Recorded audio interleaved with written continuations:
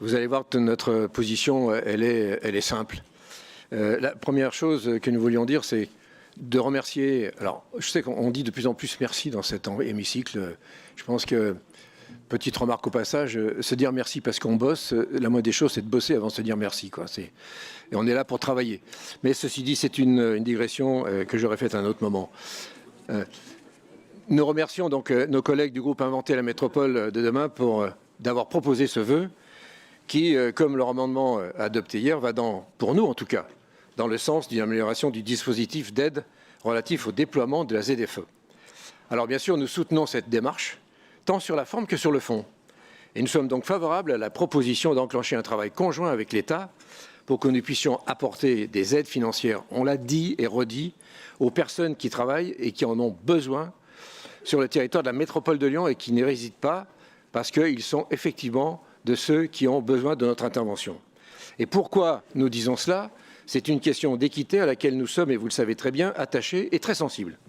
Et pour laquelle l'État pourrait et devrait nous accompagner, c'est en tout cas son rôle, et nous appelons à le faire. Et la logique, c'est bien que soient concernés ceux qui sont les décideurs. La métropole est décideur, l'État est décideur, et qu'ils prennent effectivement leur part, chacun, et qu'ils se retrouvent autour de la table, l'État et la métropole, pour accentuer les aides. Mais par ailleurs, nous nous opposons à l'amendement que la majorité propose, un peu au dernier moment, il convient, c'est un peu dommage quand même de travailler comme ça.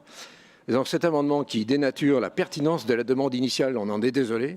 Il nous semble d'ailleurs que les collectivités territoriales citées dans votre amendement ne peuvent pas accompagner financièrement leurs habitants sans avoir elles-mêmes décidé au sujet de notre ZFE. C'est la moindre des choses.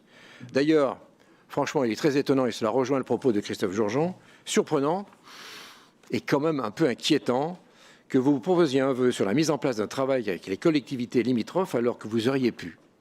Vous auriez dû l'engager depuis longtemps. Franchement, c'est un peu tard, jeune homme, quoi, hein, comme on dit tout à l'heure. Vous devriez l'avoir fait un peu avant, et au moins on aurait évité quand même pas mal de débats là-dessus. Si on doit travailler ensemble, il faut le faire en amont et le plus en amont possible. Donc personne ici ne veut d'une métropole repliée sur elle-même. Personne ici ne souhaite exclure des personnes du territoire métropolitain. Et nous attendons fermement pour trouver des solutions efficaces et adaptées à ce problème d'iniquité qui d'ores et déjà est devant nous. Et au-delà des critères 5 que nous avons délibérés hier, parce que là, les problèmes vont se poser très nettement. Merci. Merci. La parole est au groupe progressiste et républicain.